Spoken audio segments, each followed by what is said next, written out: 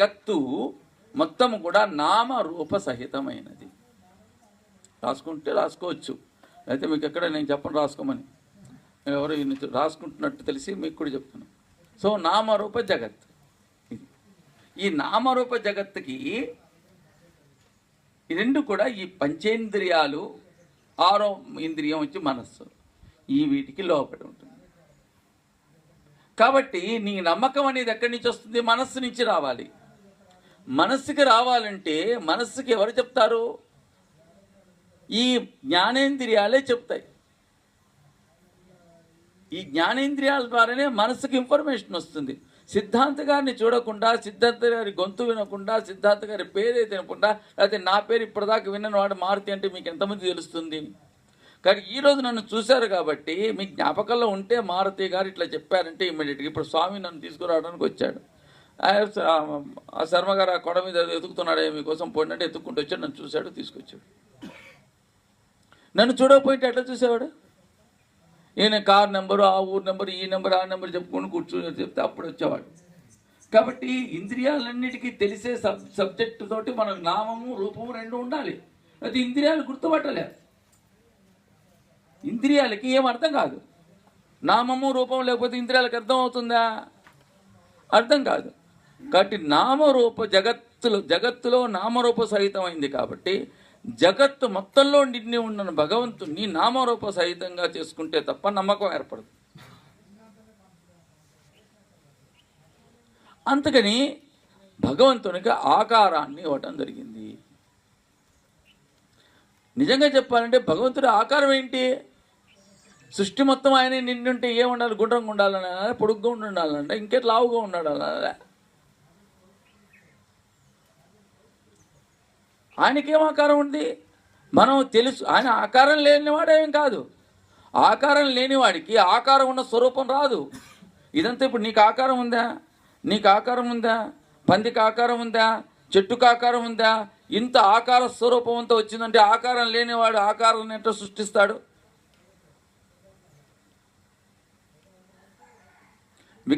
రాయి లేనివాడు విగ్రహాన్ని ఎట్లా సృష్టిస్తాడు? పిండి లేనివాడు రొట్టెని ఎట్లా సృష్టిస్తాడు? కాబట్టి ఆకారమే లేనివాడు ఆకారాన్ని ఎట్లా సృష్టిస్తాడు? కానీ ఆయనకి ఆకారం ఉంది, లేనివాడు కాదు. ఆకారమే ఉంది, మనం అర్థం చేసుకోలేని ఆకారం ఉంది. ఎందుకంటే ఆకారం నుంచే ఆకారం కావాలి. కానీ కాబట్టి ఆకారం నుంచి ఆకారం రాడి. కాబట్టి మన వాళ్ళు తపస్సు చేసి అది చేసి ఇది చేసి ఆయన ఒక ఆకారాన్ని ఎట్లా ఉంటుందని చూసి ఆకారాన్ని నిర్మాణం చేసుకొని అతని ఆకారాన్ని మనకి అర్థమయ్యే రీతిలో ఇక్కడ గుర్తుపెట్టుకోవాలి. అతను చెప్పిన మర్చిపోయాను. ఆయన చెప్పిన ఆ పైనుంచి వచ్చిన చెక్క ముక్కలు తీగ ఉంటే చాలామందికి ఒక అనుమానం వచ్చింది, ఆయన చెప్పిన తీగ ఇదేనా? దాని వర్ణన ఉంది, ఎర్రగా ఉంది. ఇది ఎర్రగా లేదే, కొంచెం ఆకుపచ్చగా కనబడుతున్నది. అవును, కొంచెం ఆకుపచ్చగా, కొంచెం ఆయన చెప్పింది ఎర్రది. ఆ ఎరుపు కూడా కాదు, కొంచెం మట్టి, ఎరుపు మట్టి. ఈ తీగ చూస్తే అట్లా లేదు. ఇది ఇవన్నీ మళ్ళీ అనుకున్నాను. వాడు ఏ తీగ, చాలా తీగలు ఉంటాయి కదా అడవిలో, అది పట్టుకుని వెళ్ళాలండి కదా పైకి. చాలా తీగలు ఉంటాయి. ఒక్క తీగ ఉంటే బాగానే ఉంటుంది, చాలా తీగలు ఉంటాయి.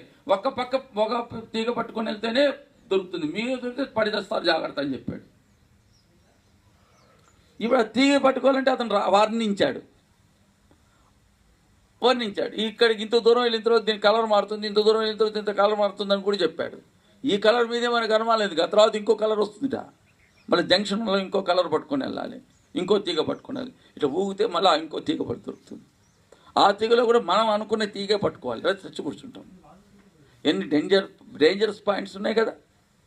అతను అందుకని మనకి వర్ణనకి ఏర్పాటు చేశాడు, వర్ణించాడు.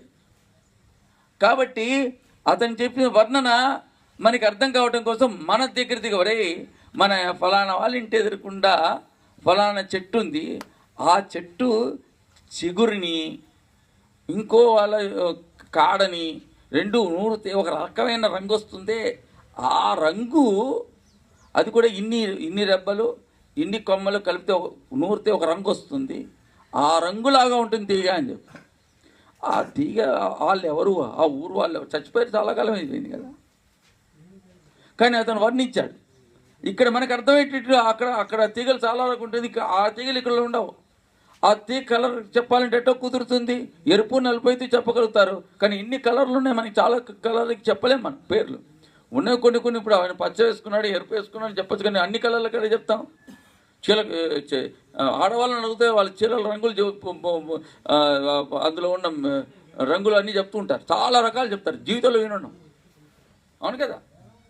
కాబట్టి మనకు అర్థమయ్యే రీతిలో చెప్పాలంటే వాళ్ళు ఏం చెప్తారు?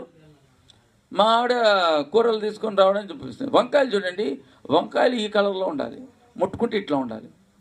అప్పటికి చాలా నా తెలివితేటలన్నీ నా ఎండి చదివాను అంటాను కదా, అంతకంటే ఎక్కువ తెలివితేటలన్నీ ఉపయోగించి కాయలు తీసుకొస్తా. పచ్చి ముదురు తీసుకొచ్చారంటుంది. అర్థం చేసుకోవడంలో కొంచెం పొరపాటైంది. అంటే విషయం ఏం చెప్తున్నాను, మనకేదే అట్లా కాదండి, దిండు ఉన్నంత మెత్తగా ఉండదు, అంటే ఇట్లా ఉన్నదు పిండి ఎన్ని ఆమె అక్కడికి వెళ్ళి రాదు కదా, మనం తీసుకో ఎప్పుడో సరే చూసా ఇట్లా ఉండాలి అని చెప్పి కొంచెం ఇట్లా ఉండాలి. మాకు నాకు 4 సంవత్సరాలు పట్టింది సరిగైన వంకాయలు ఏరుకు రావడానికి, నేర్చుకొని మార్కెట్ నుంచి. అంత ఏరుకొని వస్తే పుచ్చులు ఉన్నాయి లోపల, అది కూడా చూసుకోవాలి కదా. అట్లా మనకి అతనికి చెప్పిన విషయాలు అందుకని మనకు అర్థమయ్యే రీతిలో చెప్పాలంటే ఎట్లా? అందుకని దేవుళ్ళందరికీ ఒక ఆకారం ఇచ్చుకుంటూ పోయారు. కొంతమంది ఉంటారు పెద్ద పెద్ద వాళ్ళు కూడా అర్థమవుతుందని, కొంత అసలు దేవుడిని చెప్పడమే కష్టమవుతుంది, వీళ్ళు ఎట్టారా చేద్దాం. అక్కడ బొడ్రాయి ఉంది కదా, బొడ్రాయిలాగా ఉంటాడు దేవుడు, అదే పెద్దగా ఉంటే ఎట్లా ఉంటావు అట్లా ఉంటాడు అని చెప్పేసి బొడ్రాయిని తీసుకొచ్చి పెట్టుకున్నారు. ఎవరికి కెపాసిటీలో ఏదైతే అర్థం చేసుకున్నారో ఆ విధంగా చెప్పుకుంటారు. అందుకని వెళ్ళిన వాళ్ళకి దేవుడి ఆకారం తెలుసు, కానీ వాళ్ళు చెప్పే భాష మనకి తెలియదు. చూసింది ఒకటి, మనకు అర్థమయ్యేటట్టు చెప్పేది ఒకటి. ఇప్పుడు మీకు చెప్పాను, నేను బాహుబలి సినిమా చూసిన వాళ్ళకి అర్థమైనంత విషయంగా బాహుబలి చూడని వాళ్ళకి అర్థం కాదు. మీకేమైనా అర్థమవుతున్నదా? కొంచెం అర్థమవుతుంది, కానీ చూసిన వాళ్ళకి ఇంకా బాగా ఇమేజిన్ చేయగలుగుతారు. ఎందుకు?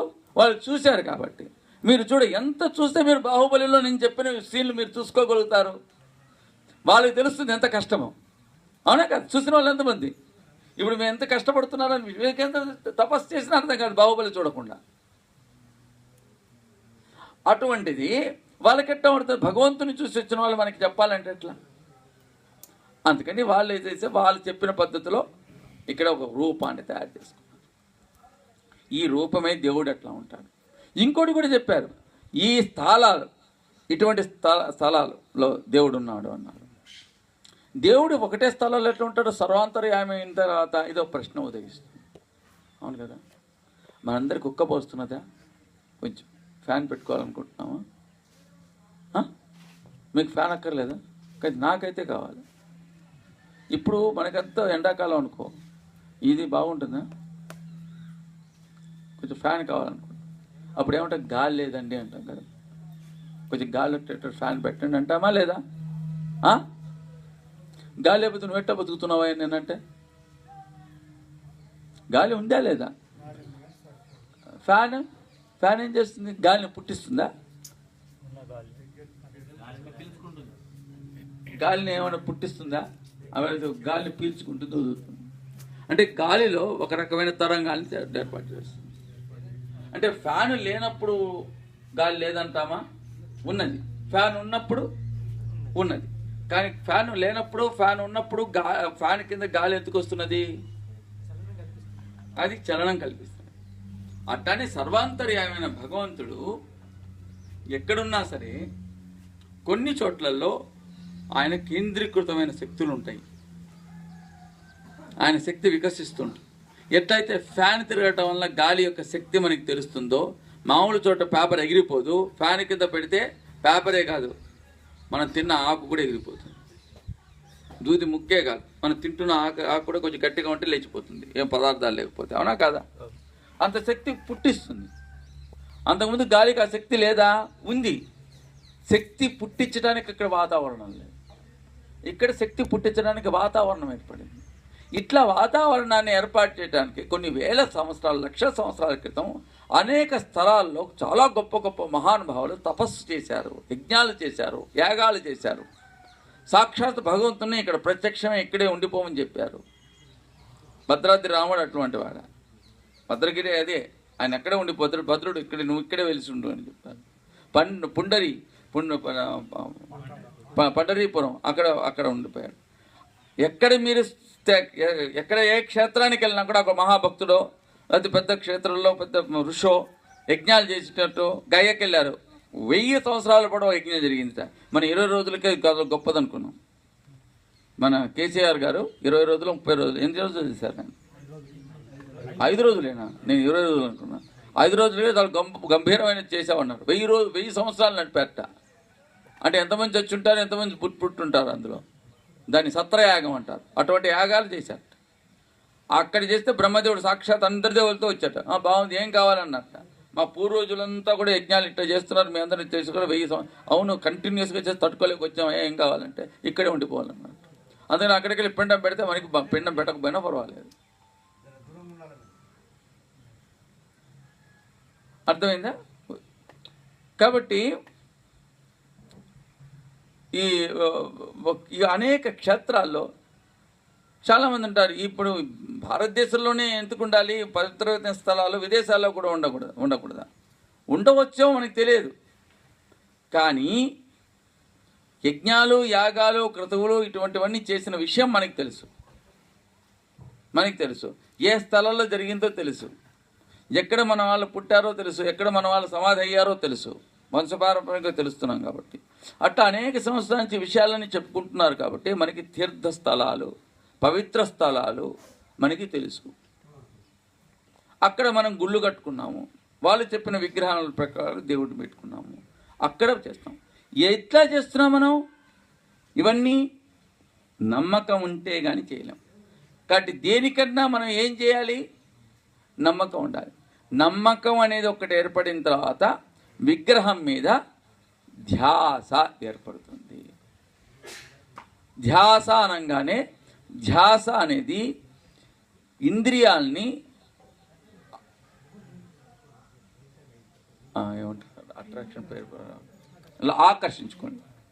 ఇంద్రియాలని ఆకర్షించుకునే లక్షణాన్ని కలిగి ఉన్న దాన్ని ధ్యాసాజనకాలు.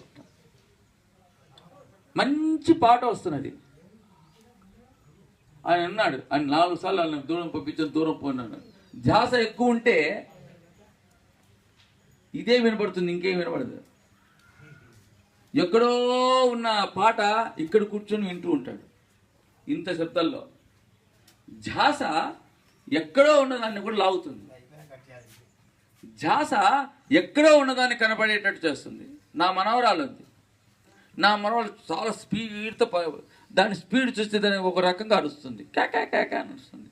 అది చూస్తే ఇది ఏదో తీసుకోవడానికి వెళ్తున్నది అంటుంటుంది. పరీక్షలో చూస్తే అది ఏం తీసుకోవడానికి వెళ్తుంది, మనకి ఏమీ కనపడదు. ఒక చోట ఆగిపోతుంది, ఇట్లా అంటుంది. చూస్తే ఇద్దరం ఒకటే చోట నుంచి చూసాం. దానికి కనపడింది, నాకు కనపడదు. అక్కడ చిన్నగా ఏదో ఇంత నలుసు లాంటిది ఉంటుంది, అది పట్టుకొని లాగాలని దాని పైన. పిల్లలు చూసారా, చిన్నగా పట్టుకొని లాగుతుంది. చిన్న గుంటు ఉంటుంది, ఇట్లా అంటారు. అట్లానే గద్ద ఉంటుంది, ఎక్కడో ఉంటుంది. మనకి కొంచెం 10 గజాలు దూరంలో ఒక చీమ కనపడదు, ఒక గండు చీమ లాంటిది కూడా కనపడదు. గండు చీమ పెద్దది, చిన్నది. తేలి వెళ్తున్నా కూడా ఇంత దూరం నుంచి మనం గమనించలేం.